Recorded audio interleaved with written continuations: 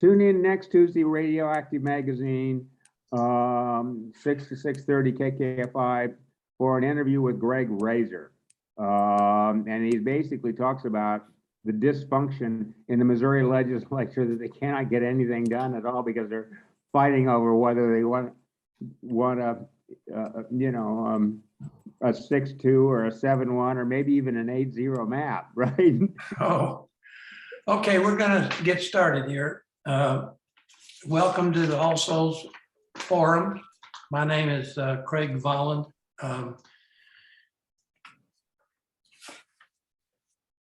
The forum's mission is to afford a platform for the discussion of significant issues, especially those which involve ethical values in the contemporary world, and to promote critical thinking.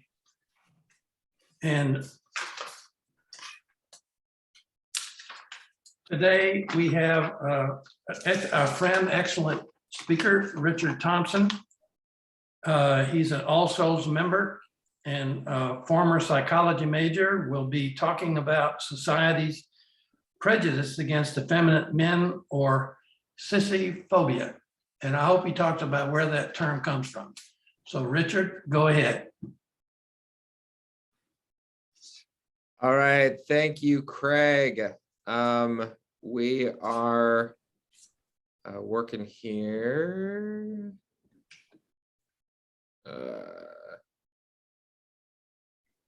Now I'm going to forget how to do this.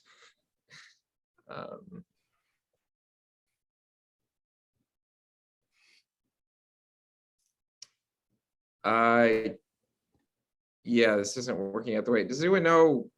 I thought.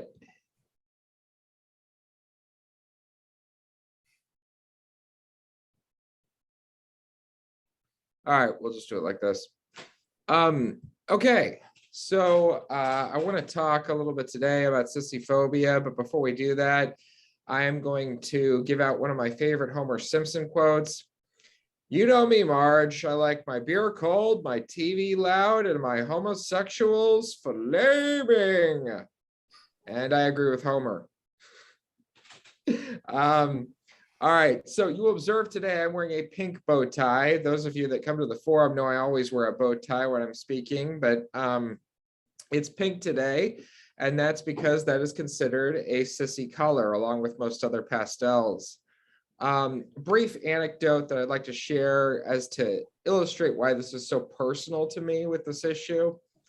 When I was young in elementary school, I had a mixed experience. In kindergarten, I had the single sweetest teacher in the entire world. Her name was Mrs. Henderson, but bless her heart, she was old, and I think her memory was going on her.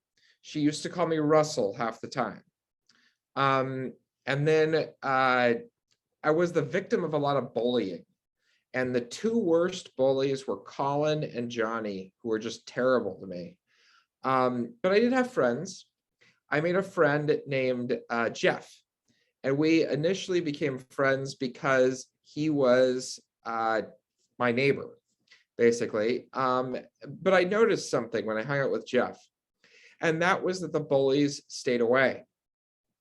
And I didn't understand this at the time, but in retrospect, it was because Jeff was a head taller and a lot stronger than they were. He was a very gentle soul, but they didn't want to mess with him. So Jeff and I became better friends because I didn't get picked on as much. Anyway, one day I was very, very sick with the stomach flu, and I was in the bathroom trying to throw up. And it was a one-holer in kindergarten. And Colin apparently had to use the restroom. He and Johnny burst in, threw me out of the bathroom, and slammed my finger in the door on the way out. And I went up crying to Mrs. Henderson. She said, "Oh, Russell, what's wrong?" And I opened my mouth to tell her, and I puked all over Jeff's pants. Now, I've told the story for two reasons. One, I think it's kind of funny, but two, more importantly, it illustrates a point here. I was kind of a sissy as a kid. I was bad at sports, except for a brief period in middle school when I was taller than everybody else. I was in middle school and high school, most of my friends were girls. I was interested in things like acting and later in my life, fashion and stuff that most men aren't interested in. Basically, I was a sissy. So this is a very personal issue for me. Now, sissyphobia, I want to give credit where credit is due. I also want to define what it means. Sissyphobia, as Craig said, is society's prejudice against effeminate men. This is not the same thing as homophobia. Homophobia is just society's prejudice against basically the LGBT community. I'd like to include the T, but to me that's more transphobia. And anyway, there's a lot of correlations. A lot of people associate sissies with homosexuality, so there's a lot of parallels there. If you're comfortable with gay people, sometimes you're comfortable with sissies as well, but it's not the same thing. There are two major points I want to make today. One is that some straight people are very comfortable hanging around with a masculine gay man, but not an effeminate one. That's sissyphobia. The other is that some people in the LGBTQ community have problems with tomboys and sissies. Even people in that community.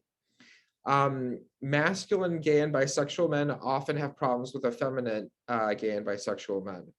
So that's another difference between homophobia and sissyphobia. Now, I want to give credit for this. You can see the book here. Tim Bergling was wrote a book called Sissyphobia that was the inspiration for this presentation.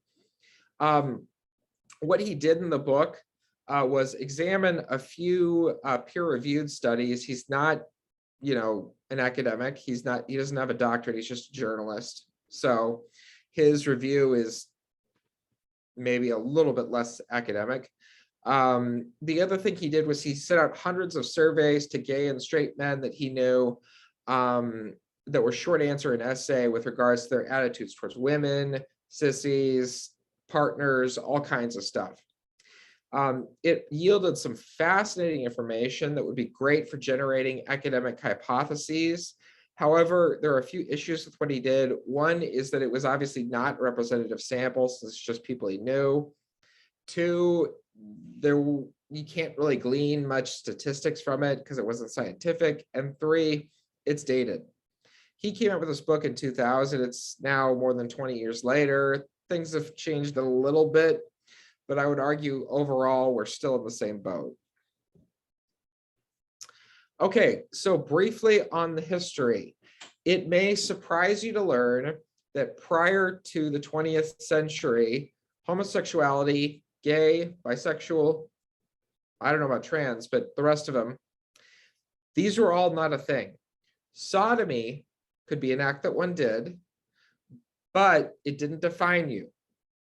The other thing is that being effeminate did not equate to being gay. Effeminate and flamboyant men were just seen as men that hung around too much with women. That's basically what people thought of them. And then came the trials of Oscar Wilde. And if you've never read about this or seen his the movies about him, I would really suggest it. Brief summary: Oscar Wilde was a flamboyantly gay, although he hid the gay part, director and playwright in the late 19th century.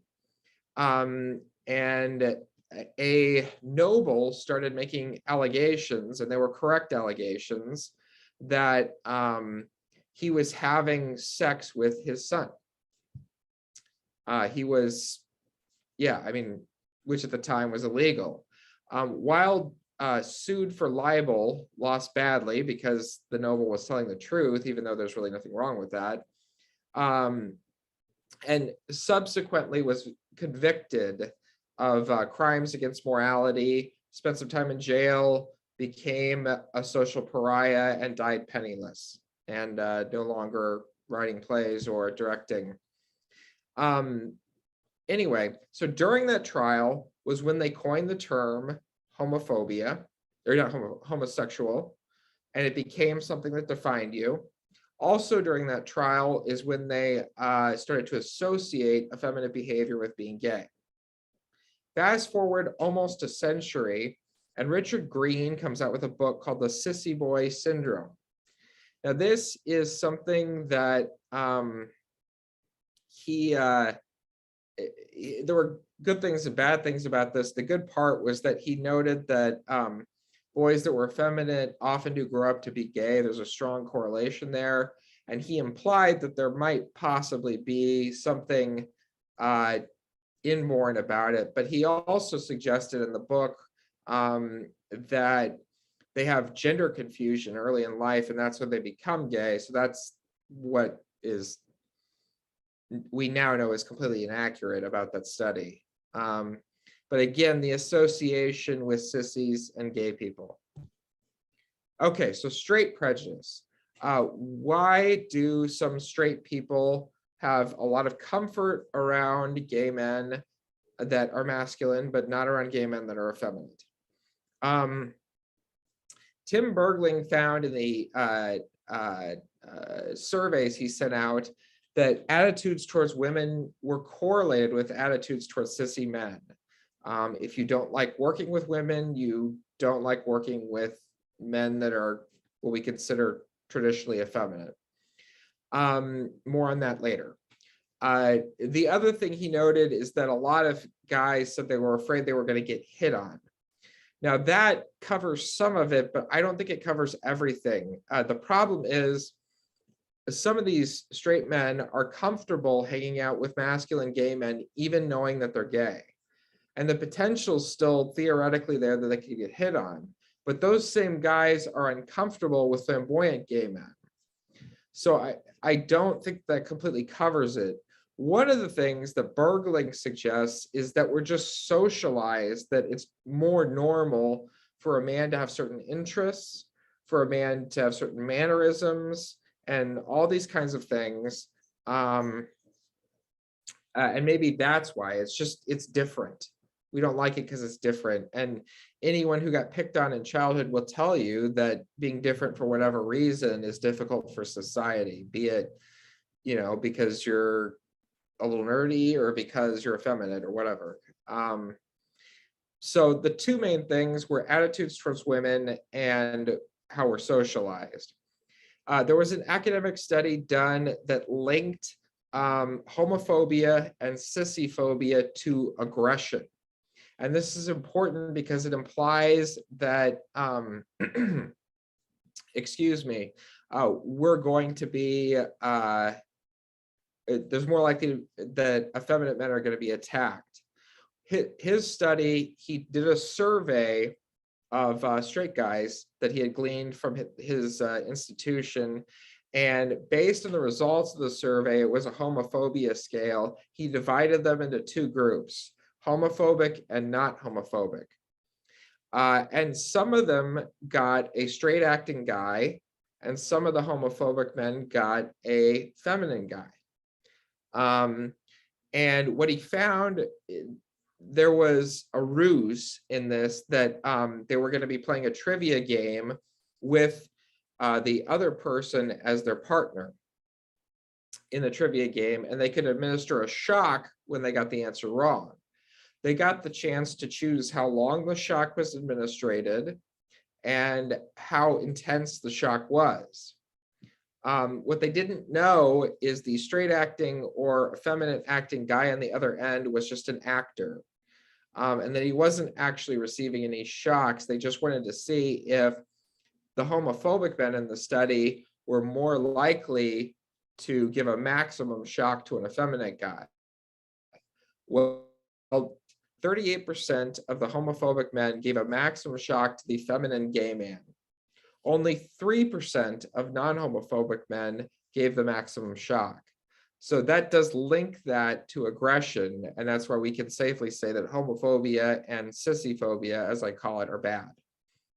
As a side note that I think is completely hilarious, the same guy did a study that, again, he divided them into homophobic and non-homophobic groups and then showed them gay erotica.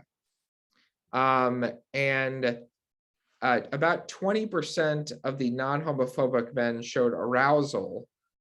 He used a device to measure it. And 80% of the homophobic men showed arousal. So maybe that has something to do with it. The enemy within, right? All right, so now we've got prejudice in the gay community, or better named the LGBTQIA+ community. There's masculine gay and bisexual men that are really bothered by flamboyant guys. There's even websites where you can go and date. At the time of the writing of Bergling's book, there was one called straightacting.com. A lot of guys seek out masculine traits in partners. A lot of guys don't like spending time or being friends with effeminate guys. I mean, it's definitely still a thing in the community. The question is, why do we seek the masculine traits, and why are we bothered by effeminate guys? Well, Bergling did an informal review of newspaper ads, and these were ads that were men seeking men. What he found was that 40% of the ads, they specifically said they wanted a masculine person to be their partner or boyfriend or whatever. Only 2% were specifically seeking feminine qualities. Now, this wasn't a representative sample and was not a scientific study, but that big of a discrepancy is very telling. There was also an academic study with scientific controls that was a representative sample done that confirmed that. Guy's name was Michael Bailey.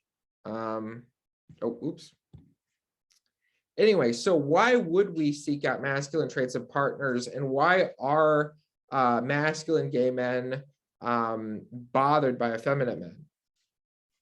Well, there's two reasons for that, and one of them had occurred to me and one of them had not. The first reason that had not occurred to me, just having been out for so long, was that they don't want to be found out. If a masculine guy goes out on a date with another masculine guy at a restaurant, not everybody's going to assume they're on a date. Some people might wonder, but they might also think, okay, they're doing a business deal, they're brothers, cousins, friends, whatever. But if a guy goes out with a guy that's totally effeminate and flamboyant, most people are going to assume they're on a date. So they want to stay in the closet is part of the reason, or they just don't want to run into somebody that they work with who might be threatened by that. The other reason that they gave in the surveys Bergling set out was that they blame the prejudice they get on flamboyant men. Most people in the gay community want to be seen as no different from you, feminine or masculine. And the masculine men think that just by being effeminate, these gay men are shoving it in your face and are breaking the whole no different from you thing. So that's the other source of that. Now, this is probably the most important slide in the presentation. It's misogyny and sissyphobia and the connections there. I mentioned earlier that in Bergling's survey, he linked attitudes towards women with attitudes towards sissies. And there were even reasons given by some of these men that were masculine why they didn't want to work with a sissy or a flamboyant guy. One was, they're dramatic, they're flighty, all these kind of things. And he did find that if they were saying those things about women, they also didn't want to work with sissies. Same thing with being friends with them and all that kind of stuff. So I definitely think there's a solid link there. Again, Bergling's study was not scientific, but a lot of other more scientific studies haven't been done on this yet. Bergling's explanation was that we live in a male-dominated society, and I'm sure any of the women on this call can confirm that. It's just a fact. We tend to devalue traditionally feminine qualities. So anyone who's willing to give up their God-given superiority as a male by acting like a girl is even worse than a girl. And there are many studies that link misogyny to homophobia and heterosexism. I've got one listed here from way back in the 90s. There's been dozens, if not hundreds of those studies though. And again, I do think homophobia and sissyphobia are not exactly the same thing, but this is one area where there's a parallel because a lot of people associate homosexuals with being sissies, at least the men.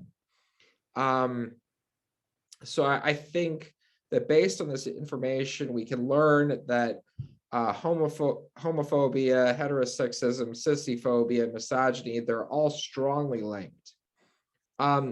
Bergling surveys also revealed that effeminate men and men that are feminists do think that misogyny is the reason why they get so much prejudice.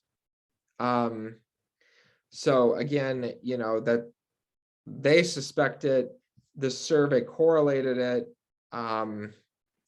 It's a whole thing. He even had one guy that said, you know, outside of my wife, I don't like spending time with women at all. And that guy was very, very not in favor of hanging out with sissy men.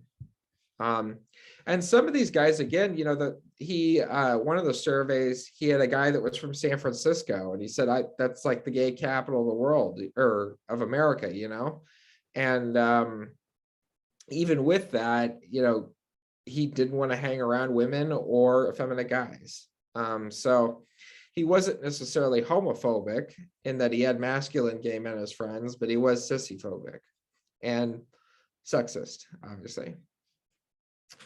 If anyone's trans on this call, I apologize if you're offended by the title of the slide. I am fully aware that drag is not the only form of being trans. I just thought it was a good play on words. One of the things I think we need to discuss is the fact that trans women of color are disproportionately the victims of violence, even more so than the rest of the trans community.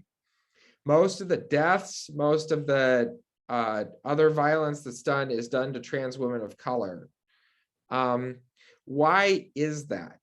Well, one reason is because they fall into three minority groups. If you're racist, if you're sexist, if you're transphobic, that's three reasons to hate this person. Whereas with, you know, a white cisgender woman, it's just they're a woman.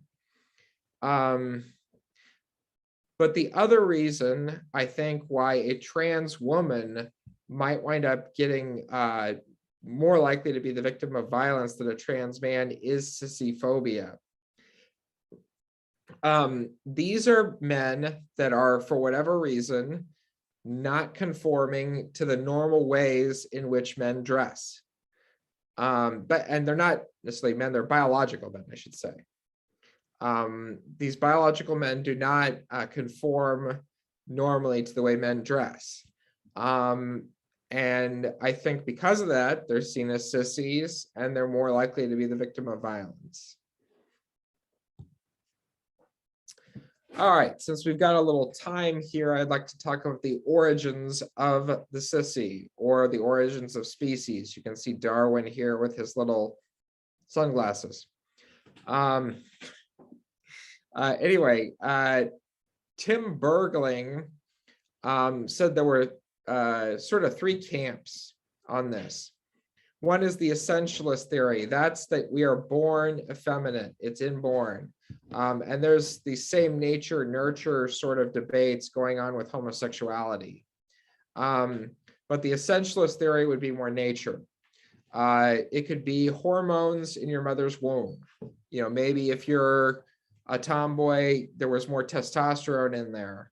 Maybe if you're a sissy, there was more estrogen in there.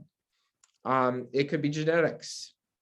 And there are many scientific studies that have suggested a link between homosexuality and you know, biology. And there are even a few starting to emerge about effeminate behavior. The two most famous studies are Simon LeVay's study done all the way back in 1991. I can't believe that study is over 30 years old, in which he found that gay men have a different structure to their brain than straight men do. Also, there was a study that came out that said gay men react differently to male pheromones than straight men do, which would suggest something neurological and inborn about that orientation. The other camp Bergling talks about is the social constructionist camp. This would be more your nurture camp in the nature-nurture controversy. And that's that we're all socialized and socially programmed to do whatever kind of intimacy we practice. And it may surprise you to learn that there's actually a few people in the community that believe in this, both with homosexuality and with sissiness. Gore Vidal would be the most famous of those. They point to sociological and historical studies on homosexuality. It is true that during certain times and certain places, homosexuality was more common than others. And there's reason for that is because we're socially programmed that, we can do this. I would posit another idea that maybe the reason why it's more frequent when society is more accepting is because less people are hiding it. If I was afraid of getting decapitated or mutilated or whatever because I was effeminate or was in a relationship with a man, I probably wouldn't do those things. Even if that was my natural biological tendency. There is a third school of thought that sort of combines both nature and nurture into this. And that's where Bergling falls. I also fall there, although I'm slightly more with the nature side on this issue. I don't think you can discount environment, but I've known guys that have been effeminate since they were 3 years old and still continue to be. I've also known guys that have changed a little bit when they got into the community. So I think both have valid points to make, but I also think that I tend to fall more with the essentialist or nature theory. Okay, so I want to end this presentation with a message about why the future, or even to an extent the present, there might be a lot of hope and positivity. When I was first coming out in 2005, I was scared to death to tell my sister. She was in 8th grade at the time. When I was in 8th grade, being gay was the last thing I wanted to be. People tend to call everyone fag. They say that's gay when they mean that's stupid. It was about as common as the flesh-eating virus. It was just not accepted at all, and I thought my sister would be thinking the same way, so I was very, very scared to tell her. And when I came out to her, she started laughing, and I was like, oh my God, is she going to say something nasty to me? And I said, are you bothered by this? And she said, no, I think it's really, really cool. And I was like, really? And she said, yeah, all my friends would have a gay best friend. And the reason being for that was because the entertainment media between the time I was in 8th grade and the time she was in 8th grade had started promoting both homosexuals and sissy behavior as okay. Will and Grace, Queer Eye for the Straight Guy, the L Word had all come out. The L Word's more lesbians, but and with her and her friends, they were particularly watching Queer Eye, and they wanted that gay man who could take them shopping, who could cook with them, who could do their hair as their best friend. So maybe at some point, or maybe to a certain extent already, we have or will reach the point in society where being a sissy is not only okay, but kind of cool. These are my citations. Anyway, with that, we can start up the collection. Craig, if you want to take that one. Thanks, Richard. That was actually a very academic presentation, and you should write that up maybe. But at any rate, it was very interesting.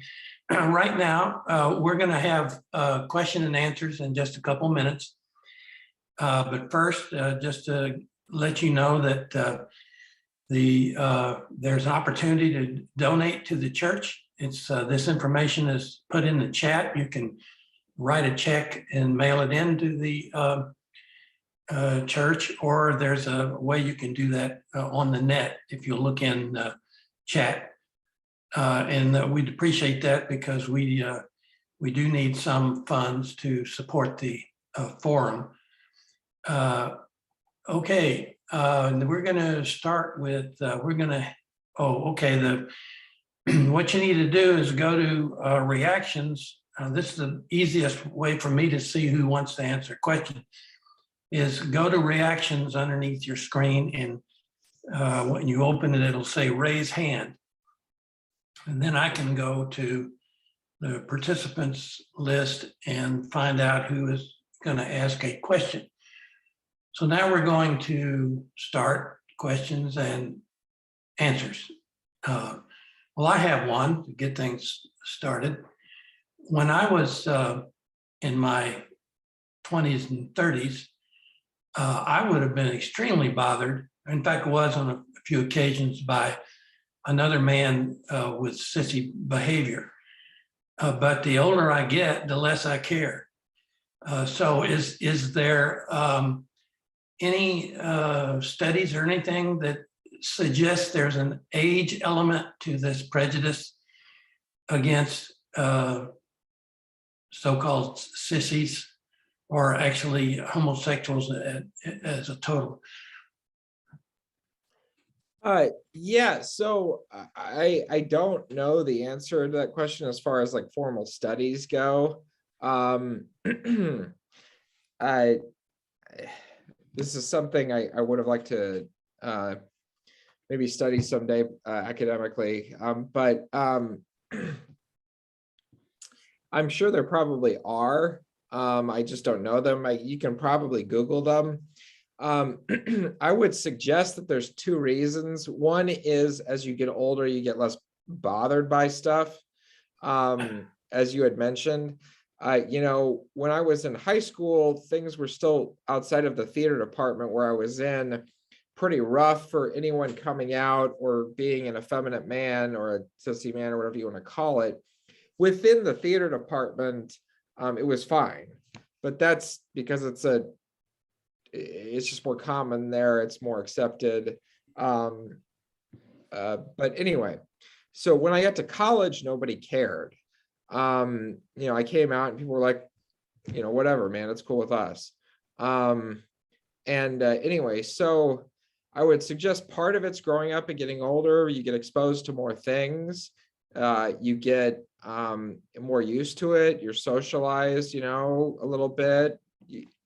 All that kind of stuff. I would also suggest that part of it, though, is the times. I don't know your age, and I don't want to imply and offend you, but I'm 78.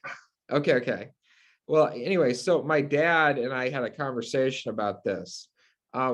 He grew up in the 60s and early 70s, and he said at that time, there were basically no positive gay characters in the entertainment media, and there wasn't really any positive coverage of LGBTQ or effeminate men in the news media.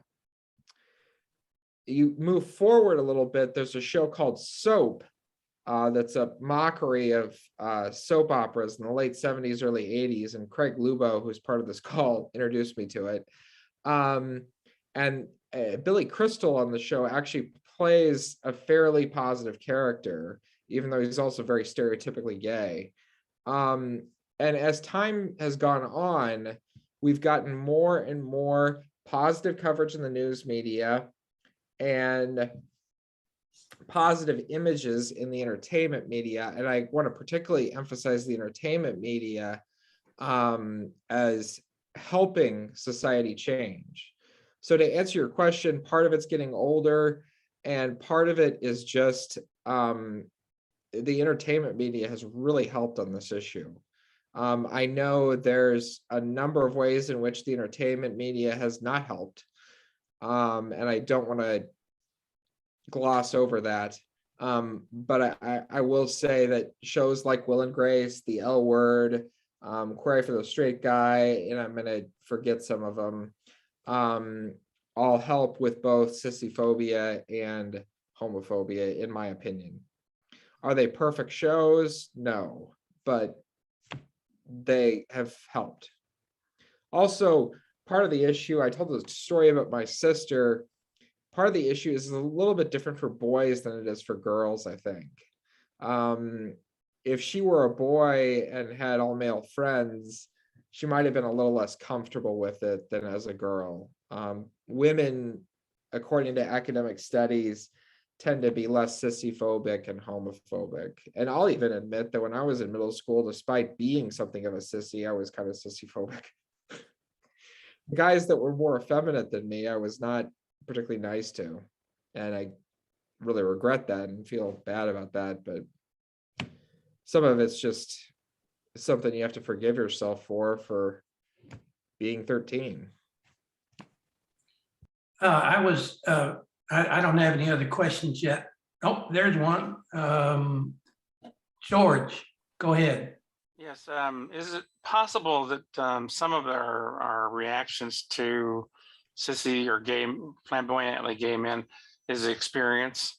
For example, when I was in Vietnam, I had a very gay, very flamboyantly gay major nurse that I was working with, and at first he intimidated me a great deal, but then as we worked together, I just grew to just really care about this person because he was so talented and so caring and the like.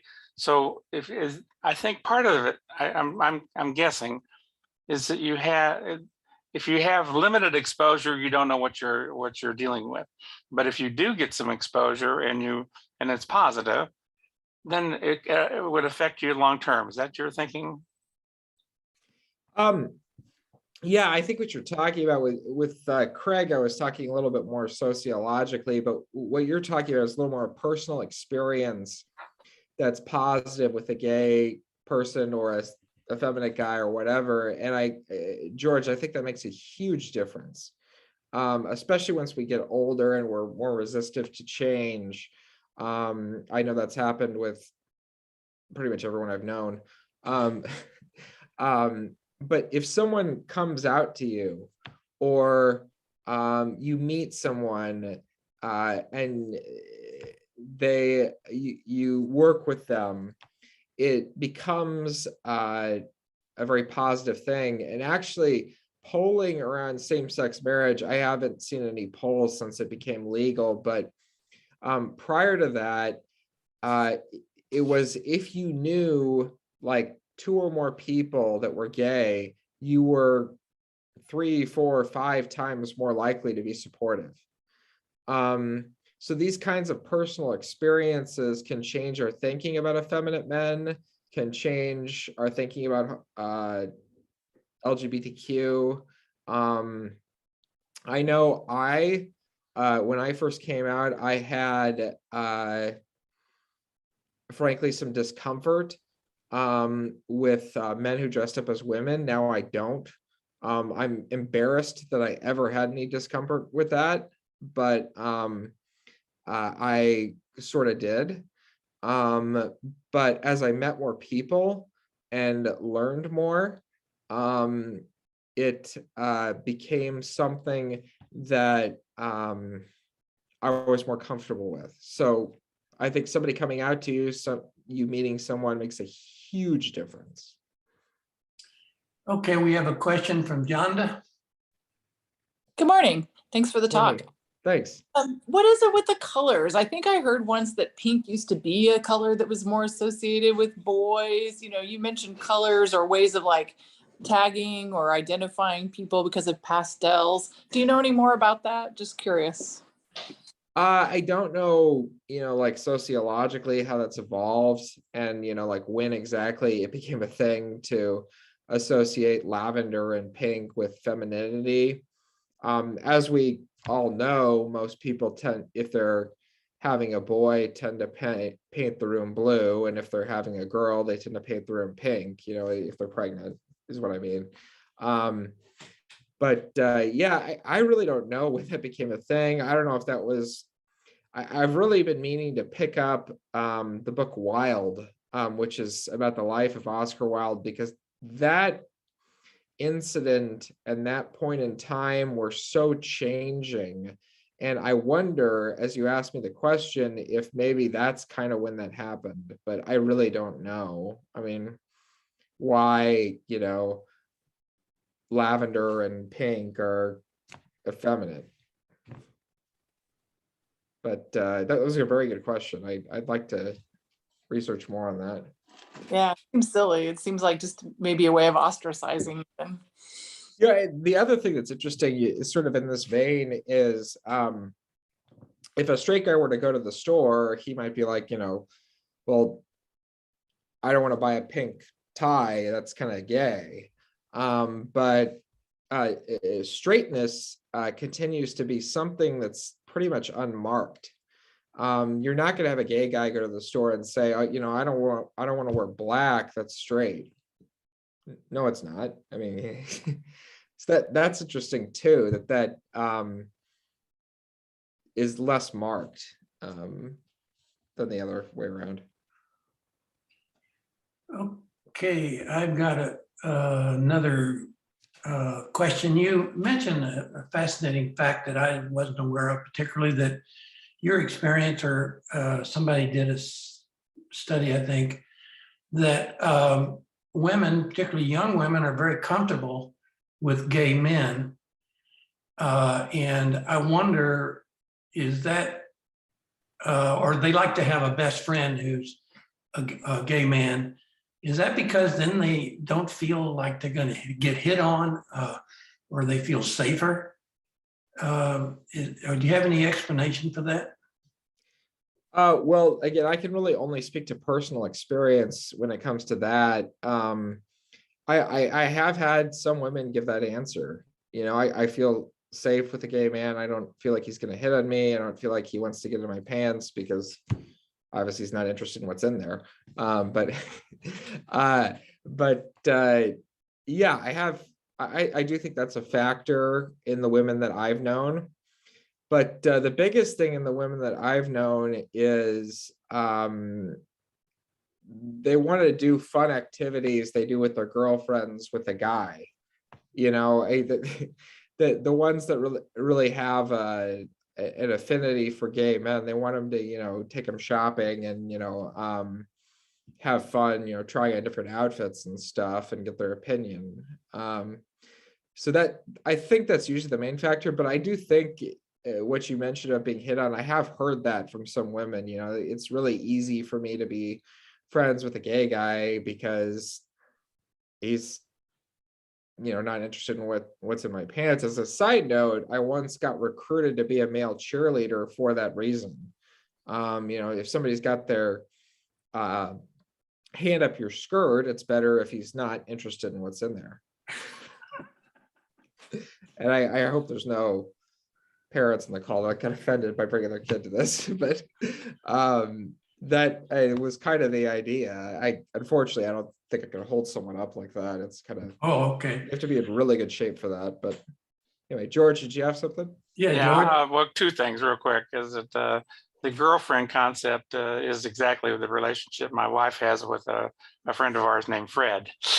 Yeah. But no, I'm curious if there's what role you think AIDS has to or had to play early on in creating some disharmony and fear of the homosexual community.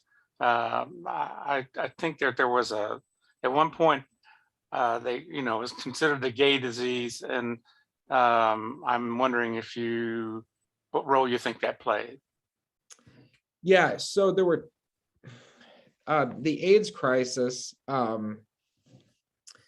That's a very, very important point, George. The AIDS crisis, prior to that, to tie this back into sissyphobia, prior to that, most masculine gay guys were not out. And that's even the case to an extent today. But, in the 70s, when the gay rights movement was kind of a fledgling movement and only present in a few major cities like San Francisco and New York and LA, and to an extent Chicago, masculine gay men were hiding.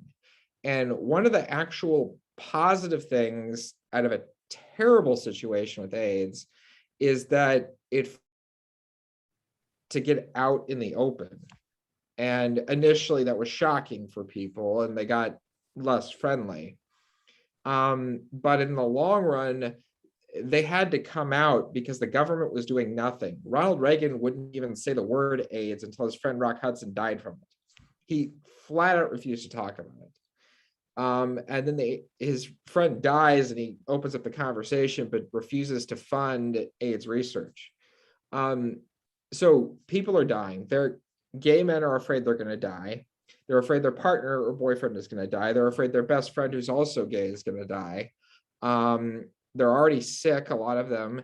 And so it forced them out. So that was the positive thing. The negative thing was what you're talking about. There was a lot of ignorance about HIV/AIDS. Can I get it from shaking hands with someone? Can I get it if someone sneezes on me? Can I get it just from being in the same room as someone? The answer to all those questions we now know as common knowledge is of course not. But it did scare the heck out of people. And you can see that reflected in some of the polling. As far as whether or not sodomy should be legal, a lot of the more liberal states legalized it in the 70s at the start of the gay rights movement. And then HIV/AIDS happens and people get scared as heck of homosexuals, particularly gay men. By the way, I think it's unfair that lesbians are often, for some reason, excluded from the conversation. This one's about effeminate men, so that makes more sense. But, anyway, so in the 80s, opposition support for sodomy laws goes back up. So it did scare people initially. So from the information I've gotten, it was both, it was mostly negative, primary reason because people were dying and getting sick. The other reason because it scared the heck out of a lot of straight people until Magic Johnson finally said, look, I've got it too, it's not a gay disease. But there was a little bit of positivity there, and that was that people started coming out and saying, look, I'm gay, do something about this or we're all gonna die. And so there's, out of a terrible, awful situation, something positive did happen. Ken, you're up next. Ken, Yeah, I had that. go ahead. I have 3 points, and you can address any and all. Liberace, I'm not entirely sure whether he was gay or effeminate, but he was noted for his wardrobe, and he seems to have been accepted as an entertainer. And Rock Hudson was already mentioned. Nobody really knew about him because he looked masculine and he acted masculine, but he died of AIDS. And the community, the homosexual community, was kind of upset that nobody did anything until a famous person died. And the third person I want to mention is Alan Turing. He is a code breaker, and yet when he died, he was condemned for his homosexuality. So can you say anything about recognition, acceptance of a person relative to his vocation? Boy, It's interesting in that I do think it matters to an extent, what community you spend your time in. If you're an actor or in really anything artsy, most people are going to be okay with there being gay, and there's a variety of reasons for that, and also be okay with effeminate men. There's, again, a variety of reasons for that. Part of it's that there tends to be less misogyny in those areas, and part of it's because they just get exposed to it more because there's more out gay men in those jobs. So I do think that makes a difference, where you work, and how much you come out. I think I mentioned in high school, I was in the theater department, and it was very well accepted. There were a few out gay guys, and I don't think we had any lesbians, but I think that would have been fine. At least I hope. But the rest of the area, if I were to go, even not necessarily to a specific religious group, but if I were to play football or something, it probably wouldn't be as accepted. So I do think there are certain professions and stuff where feminine men and other things are more accepted. Part of it also has to do with I mean, it just depends where you are and where you go. But Rock Hudson, another point I would make about Ronald Reagan is he was put in an extraordinarily awkward situation. He had a lot of friends like Rock Hudson that he knew were gay. And I don't think he was bothered by it, but his base really hated gay people, to be frank. I mean, very few people in that movement in the 80s were pro-gay. So his comfort with effeminate men and homosexual men had to be hidden. And he had to take on all policies that hurt that community. But because he'd been in that community, I don't think he was as personally bothered by it. I think he just kind of, to use a term I haven't used since 7th grade, sold out. Anyway, so yeah, I do think the vocation makes a difference. Okay, I think we don't, George, did you have another question? Your hand's still up. Yeah. Again, back with the amusing part of your presentation was that there are certain people who were aroused by erotica. It shouldn't come as a surprise to me anyway, that some of the most fervent anti-gay people in like what's going on in Florida and everywhere else with these guys have a proclivity or an arousal issue, and that it should be well documented, and yet, boy, they are fearful of this issue. So what do you think of that? Well, that there are, I don't personally think the majority of anti-gay people or guys that have problems with sissies are closeted sissies and effeminate, although Bergling did find that there were some guys that started out as sissies and then moved or changed their behavior or something, and they were beating up guys on the playground. So that's the self-hating sissy was there. The self-hating homosexual, though, is definitely a factor. I would agree with that, George. I had a more extended point I was going to make there, but well, Dennis Haster, the former. Yeah. So like Ted Haggart was my favorite story personally, who was the evangelical advisor to President George W. Bush and very anti-gay, had an affair with a gay prostitute, and when they first confronted him with it, because the prostitute said, look, he's coming to me for sex and drugs. When they first confronted Ted Haggard, he said, well, I was just going to him for drugs. That was better to him than being gay. The other thing was, there's been a lot of guys like that. There was Larry Craig. There was, I mean, I'd say a third of the anti-gay Republican Party. Well, the moral majority. Yeah, I mean, there's so many examples of the most, hateful anti-gay people actually were themselves having homosexual affairs.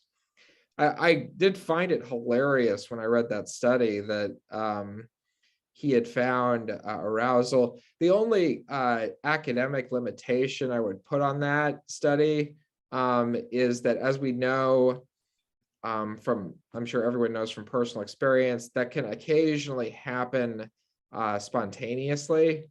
Although I would argue that if you had a large enough sample size and you had a group of people where 20% were aroused, like in this study, and a group of people where 80% were aroused, that's pretty telling. There's something other than just random chance going on there. Okay, I think we'll move on to the next stage, but first I want to tell everybody what's going to happen next week. We have a very interesting program. Rita would be particularly interested in this. We're going to talk about the status of solar power in Kansas and Missouri.